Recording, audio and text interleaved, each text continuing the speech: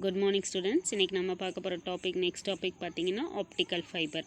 So optical ஃபைபருங்கிறது நம்ம நிறைய இடத்துல யூஸ் பண்ணியிருக்கோம். லைட்னிங் யூஸ் பண்ணுறது, அதாவது ஒரு சின்ன பாக்ஸ் மாதிரி வச்சு அதுக்குள்ளேருந்து ஸ்ப்ரெட் ஆகிற அந்த ஸ்பார்க்லிங் எல்லாமே எது மூலயமா அப்படின்னு பார்த்தீங்கன்னா ஆப்டிக்கல் ஃபைபர் அப்படின்னு நம்ம சொல்கிறோம். ஸோ அந்த ஆப்டிக்கல் ஃபைபருக்குள்ளே என்னென்ன விஷயம் நடக்குதுங்கிறத நம்ம இன்றைக்கி பார்க்க போகிற லெசன்.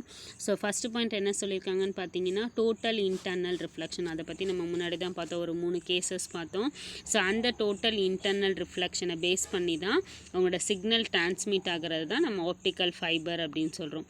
ஸோ ஆப்டிக்கல் ஃபைபர் அப்படிங்கிறது அதுக்குள்ளே இருக்கிற இன்னர் பார்ட்டை நம்ம கோர் அப்படின்னு சொல்கிறோம், அவுட்டர் பார்ட்டை கிளாடிங் ஆர் ஸ்லீவிங் அப்படின்னு சொல்கிறோம். ஸோ இந்த கோரை பொறுத்த வரைக்கும் ரிஃப்ராக்டிவ் இண்டெக்ஸ் அப்படிங்கிறது ஹையராக இருக்கும். பட் ஆனால் அது எதில் நம்ம பார்க்கலாம் அப்படின்னா கிளாடிங்கில் டோட்டல் இன்டர்னல் ரிஃப்ளெக்ஷனை நம்ம பார்க்க முடியும்.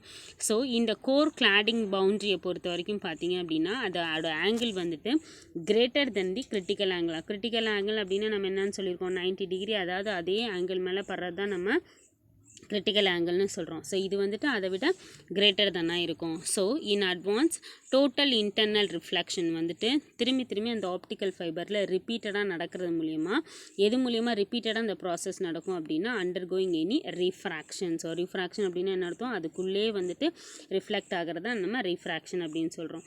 ஸோ கோரை பொறுத்த வரைக்கும் லைட்டோட ட்ராவல் வந்துட்டு பார்த்தீங்க அப்படின்னா அந்த லைட்டோட இன்டென்சிட்டியை பொறுத்து தான் அதோட ட்ராவலிங் இருக்கும். ஸோ அதோட ஆப்டிக்கல் ஃபைபர் பார்த்தீங்க அப்படின்னா பெண்ட் ஆகும். ஸோ பெண்டிங் ரேஸை தான் நம்ம ரிஃப்ராக்ஷன் ரேஸ் அப்படின்னு சொல்லியிருக்கோம். ஸோ இங்கே டயக்ராம் கொடுத்துருக்காங்க பாருங்கள் ஃபர்ஸ்ட் ஒன்றில். ஸோ இதெல்லாம் நம்ம நிறையா பார்ட்டிஸில் நிறையா விசேஷங்கள்லாம் நம்ம பார்த்துருப்போம். ஸோ இந்த மாதிரி லைட்னிங் எல்லாம். ஸோ அதெல்லாம் என்ன ப்ராசஸில் அப்படின்னா due to the total internal reflection. அதோட ட்ராவலிங் வந்துட்டு எப்படி இருக்குன்னு பாருங்கள். கோர் அப்படிங்கிறது ஹையர் ரிஃப்ராக்டிவ் இண்டெக்ஸ், கிளாடிங் அப்படிங்கிறது லோயர் ரிஃப்ராக்டிவ் இண்டெக்ஸ். ஸோ கோருக்கும் ஹையருக்கும் உள்ள டிஃப்ரென்ஸ் என்னங்கிறத பாருங்கள். கோர் அப்படிங்கிறது இன்சைட் பார், கிளாடிங் அப்படிங்கிறது அவுட் சைடு பார். ஸோ அதுக்குள்ளே அந்த ரேஸ் வர வந்து பெண்டிங் ஆஃப் தி ரேஸாக இருக்கிறத நம்ம டோட்டல் இன்டர்னல் ரிஃப்ளெக்ஷன் சொல்லுவோம். ஸோ டயக்ராமில் பாருங்கள் புரியும்.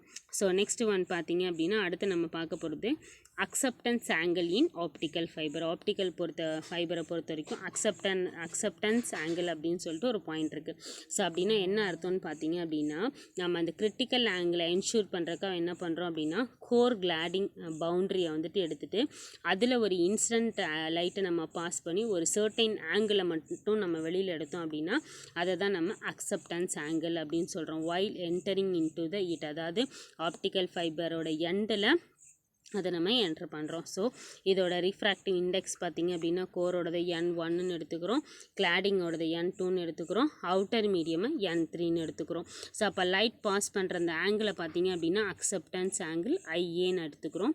ஸோ அதோட அவுட்டர் மீடியம் கோர் பவுண்ட்ரியை நம்ம A டயக்ராமில் பார்க்கலாம் அப்படின்னு சொல்லியிருக்காங்க, கொடுத்துருக்காங்க பாருங்கள். ஸோ டயக்ராம் உங்களுக்கு தெரியுதுங்களா? ஸோ இந்த போர்ஷன் அவுட்டர் பவுண்ட்ரியை N3ன்னு எடுத்துக்கிறோம். ஸோ உள்ளுக்குள்ள 2 பவுண்ட்ரியாக க்ரியேட் பண்ணிக்கிறோம், N1 N2. ஸோ அந்த சென்டர் பாயிண்ட் வந்துட்டு ஏ, இந்த வெளியிலேருந்து அந்த ஏங்கிறது தான் நம்ம இன்சிடென்ட் லைட்டாக கொடுக்குறோம். ஸோ அது எங்கே போகுது அப்படின்னா பிங்கிற பாயிண்டில் ரிஃப்ளெக்ட் ஆகுது. ஸோ அதை அந்த அக்செப்ட் பண்ணிக்கிற அந்த ஆங்கிளை நம்ம RA அப்படின்னு சொல்லி எடுத்துக்கிறோம். அதில் ஒரு N1 I2 இருக்குது, கிரிட்டிக்கல் ஆங்கிளோட R90 டிகிரி இருக்குது. ஸோ இதே அக்செப்டன்ஸ் கோனாக இருந்தால் எப்படி இருக்கும் அப்படின்னு சொல்லிட்டு கீழே ஒரு டயக்ராம் கொடுத்துருக்காங்க. ஸோ அது அடுத்து பின்னாடி வருது, அதையும் பார்க்கலாம். ஸோ இப்போ இதோட ப்ராடக்ட் ஃபார்மை நம்ம எப்படி, அதாவது ரீஃப்ராக்ஷனோட ஸ்னெல்ஸ் லா ரீஃப்ராக்ஷன் நம்ம எப்படி எழுதுகிறோம் அப்படின்னா N3 sin IA is equal to N1 sin RA, அதாவது எது இன்ஸ்டண்ட்டாக எடுக்கிறோமோ அது அதோட ரிஃப்ராக்ஷனுக்கு ஈக்குவலாக இருக்கும். ஸோ ஆப்டிக்கல் ஃபைபரோட பொறுத்த வரைக்கும் டோட்டல் இன்டர்னல் ரிஃப்ளெக்ஷன் அப்படிங்கிறது இன்சைடில் இருக்கிறது angle of incidence core cladding boundary at least the critical angle ஐசிக்கு ஈக்குவலாக இருக்கும். ஸோ இதை தான் அந்த ஃபார்மில் கொடுத்துருப்பாங்க. ஸோ இந்த பிங்கிற பாயிண்டில் நம்ம என்ன பார்க்கலாம் அப்படின்னா N1 sin IC equal to N2 sin 90 degree. sin 90 டிகிரியோட வேல்யூ என்னது உங்களுக்கு 1 இல்லையா? ஸோ அப்போ என்ன கிடைக்கும், N1 sin IC is equal to n2. So அப்போது அடுத்த பாயிண்டில் என்ன பண்ணலாம், sin IC is equal to n2 by n1. So right angle triangle படி triangle ABC sin IC is equal to sin 90 degree minus RA. So இப்போ இதோட equation எப்படி right பண்ணியிருக்காங்கன்னு பாருங்கள். sin 90 minus RA is equal to n2 minus n1. sin 90 minus தீட்டாங்கிறது என்னது, cos theta. அப்போ cos RA is equal to n2 by n1. அடுத்த ஸ்டெப்பில் என்ன பண்ணியிருக்காங்க, sin RAக்கு பதிலாக நமக்கு ஒரு ஃபார்முலா தெரியும், √1 minus cos square theta. அப்போ அதுக்கு பதிலாக நம்ம என்ன பண்ணுறோம், இந்த இடத்துல அந்த sin RAக்கு பதிலாக சப்ஸ்டியூட் பண்ணுறோம். அப்போது sin RA is equal to cos RAக்கு பதிலாக √1 minus n2 by n1 whole square. அந்த ஸ்கொயர்டோட டேர்மை இங்கே கொண்டு வந்துடுறோம். ஸோ அடுத்த பார்த்தீங்க அப்படின்னா உங்களோட அந்த ரூட்டை வந்துட்டு கிராஸ் மல்டிப்ளை பண்ணுறோம், n1 minus n2 by n1 அப்படின்னு சொல்லிட்டு. அப்போ என்ன ஆகிடும், n1 square minus n2 square by n1 square. So இந்த ஈக்குவேஷனை திரும்பி ரீரைட் பண்ணி எப்படி எழுதலாம், இதே ஈக்குவேஷன் நம்ம எதுக்கு யூஸ் பண்ணுறோம் அப்படின்னா உங்களோட 6.37 அதில் sin RAக்கு பதிலாக இந்த ஈக்குவேஷனை சப்ஸ்டியூட் பண்ண போகிறோம். அப்போது n3 sin IA is equal to n1 √n1 square minus n2 squared by n1 square. So cancel பண்ணிங்கன்னா மீதி என்ன இருக்கும், √n1 squared minus n2 squared. So ஃபர்தராக சிம்பிளிஃபை பண்ணால் நமக்கு என்ன கிடைக்குது, sin IA is equal to n1 minus n2 squared by n3. So அடுத்தது என்ன பண்ணுறோம், இந்த ஸ்கொயர்டை ரூட்டு கொடுத்துருங்க, மொத்தமாக ஓவரால் ரூட் எடுக்கிறோம். அப்போ sin IA is equal to √n1 squared minus n2 squared by n3 squared. So இப்போது ஐஏக்கு மட்டும் எழுதலாம். அப்போ sin இங்கிட்டு வரும்போது என்ன ஆகிடும், இன்வர்ஸ் ஆகிடும்.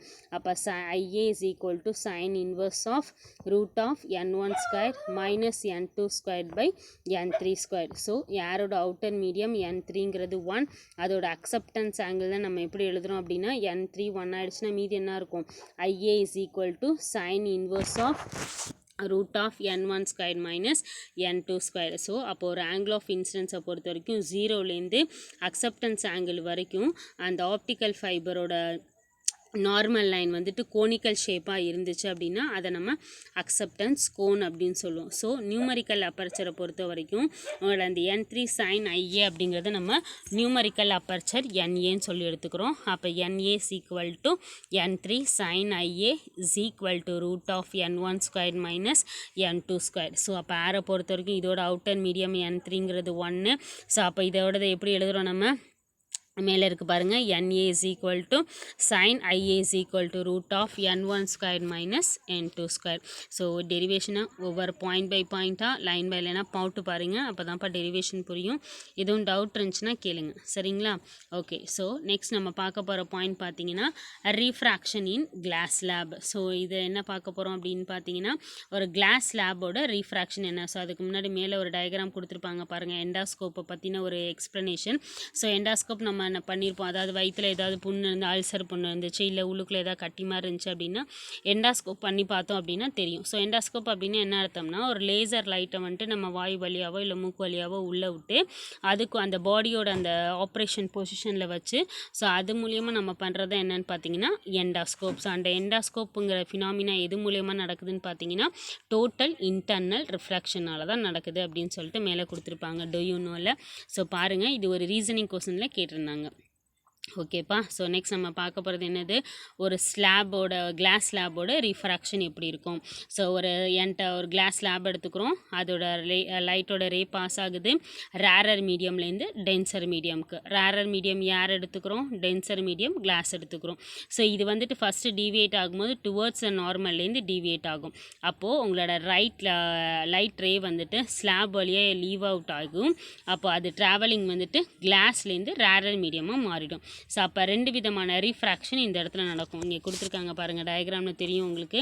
ஸோ உள்ளுக்குள்ளே என்ட்ரு ஆகிறது A, ஸோ உங்கள் வெளியில் வர்றது வந்துட்டு Cங்கிற பாயிண்ட் அண்ட் டிவியேட் ஆகிற அந்த பாயிண்ட்டை நம்ம Dன்னு எடுத்துக்கிறோம். ஸோ ரெண்டுமே எதை பேஸ் பண்ணியிருக்கோம் அப்படின்னு பார்த்தீங்கன்னா உங்களோட நார்மலை தான் பேஸ் பண்ணியிருக்கோம். ஸோ அதோட மேலே இருக்கிற ஆங்கிள் மீடியம் ஏர், உள்ளுக்குள்ளே இருக்க மீடியம் கிளாஸு. ஸோ ரெண்டுக்கும் இடையில இருக்க டீவியேஷன் நம்ம எப்படி கால்குலேட் பண்ணலாம் அப்படின்னா I-R அப்படின்னு சொல்லிட்டு.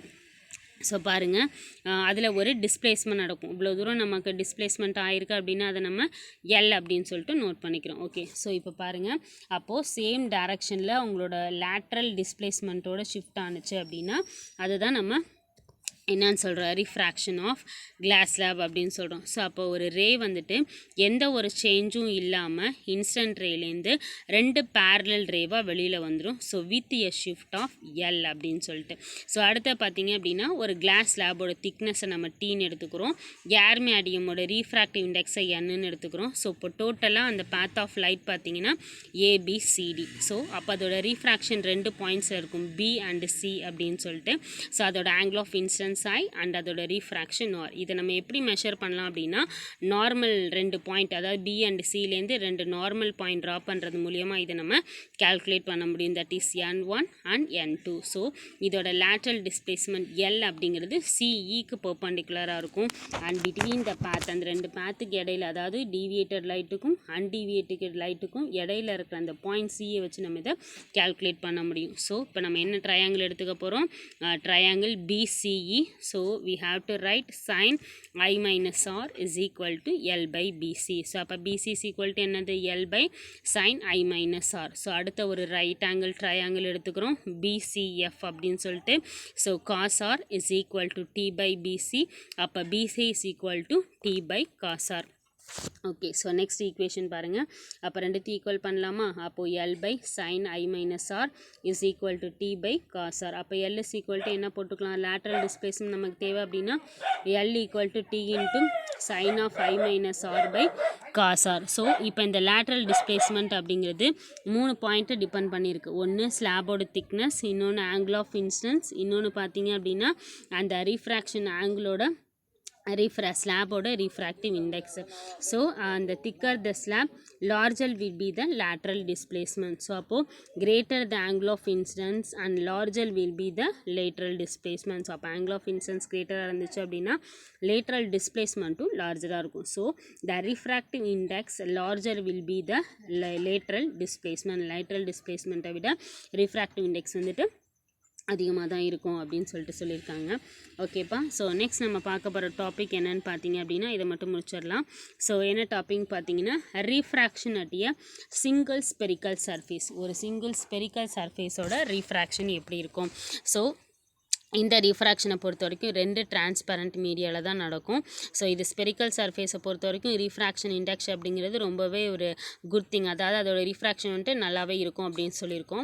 ஸோ இந்த பாயிண்ட்டை பொறுத்த வரைக்கும் இது எப்படி இருக்கும் அப்படின்னு பார்த்தீங்கன்னா ஸ்பெரிக்கல் சர்ஃபேஸ்க்கு பெர்பெண்டிகுலராக இருக்கும். ஸோ இதான் மெயின் பாயிண்ட். ஸோ ஸ்பெரிக்கல் சர்ஃபேஸை பொறுத்த வரைக்கும் நார்மல் லைன் அப்படிங்கிறது பெர்பெண்டிகுலர் டு தி சர்ஃபேஸாக இருக்கும். ஸோ உங்களோட நார்மல் வந்துட்டு எப்படி இருக்கும் அப்படின்னா 3 சென்டர் ஆஃப் கர்வேச்சர் வழியாக தான் பாஸ் ஆகும்.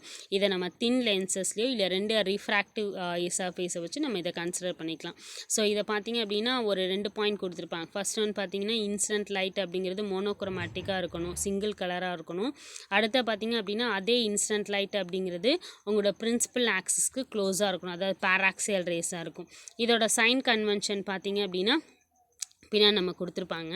ஸோ அதுக்கு முன்னாடி உங்களோட சிங்கிள் ஸ்பெரிக்கல் சர்ஃபேஸோட ஈக்குவேஷன் என்னங்கிறத பார்த்துடலாம். ஸோ அப்போ 2 டிரான்ஸ்பரண்ட் மீடியா எடுத்துக்கிறோம், refractive indexes N1 and N2 அப்படின்னு சொல்லிட்டு. சி அப்படிங்கிறது centre of curvature and point object O அப்படிங்கிறது உங்களோட மீடியம் N1ல் அண்ட் லைன் OC அப்படிங்கிறது principal axis at the spherical surface at the pole P. அவங்களோட ரேஸ் வந்துட்டு பேராக்சியல் ரேஸாக இருந்துச்சு அப்படின்னா perpendicular from the point of இன்சிடென்ஸாக இருக்கும். And it is very close to the போலுக்கு வந்துட்டு எப்படி இருக்கும், ரொம்ப க்ளோசஸ்ட்டாக இருக்கும். ஸோ டயக்ராம் இங்கே கொடுத்துருக்காங்க பாருங்கள், இங்கே கொடுத்துருக்க எக்ஸ்ப்ளனேஷன் இங்கே டயக்ராமாக கொடுத்துருப்பாங்க. ஓகேங்களா. ஸோ அப்போ அந்த ஸ்பெரிக்கல் சர்ஃபேஸ் அட் ரீஃப்ராக்ஷனுக்கும் உள்ள டிஃப்ரென்ஸ் நம்ம இதில் பார்க்கலாம். ஓகேப்பா. ஸோ நெக்ஸ்ட்டு பாருங்கள், உங்களோட ஓங்கிற பாயிண்ட்லேருந்து லைட் ஃபால் ஆகுது ஒரு சர்ஃபேஸ்க்கு Nன்னு சொல்லிட்டு. ஸோ அதோட நார்மல் லைன் பார்த்திங்க அப்படின்னா சென்டர் ஆஃப் கர்வேச்சர் C வழியாக தான் பாஸ் ஆகுது. ஸோ அப்போ N2 அப்படிங்கிறது கிரேட்டர் தென் N1 இருக்கும். ஸோ இந்த டென்சர் மீடியமோட லைட் வந்துட்டு பார்த்திங்க அப்படின்னா நார்மல்லேருந்து டீவியேட் ஆகி உங்களோட இமேஜ் வந்துட்டு பிரின்சிபல் ஆக்சிஸ்க்குள்ளே ஃபார்ம் ஆகிடும். நம்ம எப்படி அந்த இதில் பார்த்தோம் இல்லையா, ரிஃப்ளெக்ஷனில் இமேஜ் வந்துட்டு இன்வெர்ட்டடாக தெரியும்னு சொல்லிட்டு, இங்கே நம்ம என்ன சொல்லியிருக்கோம், அந்த இமேஜ் வந்துட்டு அப்படியே அனதர் ஆக்சிஸ் ஐங்கிறதுல ஃபார்ம் ஆகிடும் அப்படின்னு சொல்கிறோம். ஸோ இப்போ ஸ்னெல்ஸ் லா படி எப்படி ஈக்குவேஷன் பார்த்தீங்கன்னா N1 sin I is equal to N2 sin R. அப்போ ஆங்கிள் கம்மியாக இருக்கிறதுனால angle should be at 1 suppose n1 I is equal to n2 r. So இப்போ ஆங்கிள் எப்படி எழுதலாம்? Angle NOP. ஸோ அப்படியே டயக்ராம் பாருங்கள் மேலே. Angle NOP is equal to alpha and angle NCP is equal to beta and angle NIP is equal to gamma. So அப்போ right angle triangle 3 எடுத்துக்கிறோம். Triangle NOP, triangle NCP and triangle NIP. So tan alpha is equal to PN by PO. So then tan beta is equal to PN by PC. Tan gamma is equal to PN by PI. So அப்போ tangents ஓட small angle இருக்கனால alpha is equal to PN by PO, beta is equal to PN by PC and gamma is equal to PN by PA. So அப்போ triangle ONCல I is equal to என்னது? Alpha plus beta. So இப்போது அப்போ வெறும் ஆங்கிளை மட்டும் எழுதுங்க. அப்போ beta equal to R plus gamma. இது எந்த ட்ரையாங்கிளில்? ஐஎன்சியில். ஸோ இப்போ இந்த ஐயையும் ஆரையும் உங்களோட ஈக்குவேஷன்ஸில் சப்ஸ்டியூட் பண்ணுங்கள். அப்போ n1 into alpha plus beta equal to n2 beta minus gamma. So after rearranging அப்படின்னா n1 உள்ளே மல்டிப்ளை பண்ணுங்கள், n2 உள்ளே மல்டிப்ளை பண்ணுங்கள். ஸோ இப்போ இதில் இருக்க காமாவை காமனாக உள்ள வச்சுக்கோ. ஸோ அப்போ ஆல்ஃபா பீட்டா காமாவோட ஈக்குவேஷனை இதில் சப்ஸ்டியூட் பண்ணுங்கள். அப்போ n1 PN by PO plus n2 காமாவுக்கு பதிலாக PN by PI is equal to n2 minus n1. இந்த பீட்டாவுக்கு பதிலாக PN by PC. ஸோ இப்போ இந்த PN கேன்சல் பண்ணிட்டீங்கன்னா மீதி என்ன இருக்கும்? n1 by PO plus n2 by PI is equal to n2 minus n1 by PC. So இப்போ இந்த சைன் ஒன் கன்வென்ஷன் படி நம்ம என்ன பண்ணியிருக்கோம்? ஹைட் இமேஜ் நம்ம படிச்சிருக்கோம் இல்லையா? ஸோ அப்போ PO is equal to minus U, PIங்கிறது ப்ளஸ் V, பிசிங்கிறது ப்ளஸ் ஆர். ஸோ எல்லாத்தையும் சப்ஸ்டியூட் பண்ணுங்கள். n1 by minus u plus n2 by v equal to n2 minus n1 by r. So இப்போ இது ரீஅரேஞ்ச் பண்ணிங்கன்னா என்ன கிடைக்கும்? மைனஸ் உள்ள கொண்டு வந்துட்டிங்கன்னா அப்போ n2 by v minus n1 by u is equal to n2 minus n1 by r. So அப்போ ஆப்ஜெக்ட் டிஸ்டன்ஸை யூன்னு எடுத்துக்கிறோம், இமேஜ் டிஸ்டன்ஸ் வி. ஸோ ரெண்டு மீடியாவோட ரீஃப்ராக்டிவ் இந்த ரேடியஸ் ஆஃப் கர்வேச்சர் பார்த்திங்க அப்படின்னா ஆர். ஸோ அப்போ அந்த ஃபஸ்ட் மீடியம் ஏர் அப்படிங்கிறதுனால n1ங்கிறது 1, செகண்ட் மீடியமை என்னன்னு எடுத்துக்கிறோம். ஸோ அப்போ n by v minus 1 by u is equal to n minus 1 by r. So இதான்ப்பா என்னையோட லெசன். ஸோ பாருங்கள், பொறுமையாக பாருங்கள். ரெண்டு ஈக்குவேஷன் பெருசாக நம்ம நடத்திருக்கோம். எதுவும் டவுட் இருந்துச்சு அப்படின்னா பார்த்துட்டு கேளுங்க, சரிங்களாப்பா? Okay, thank you.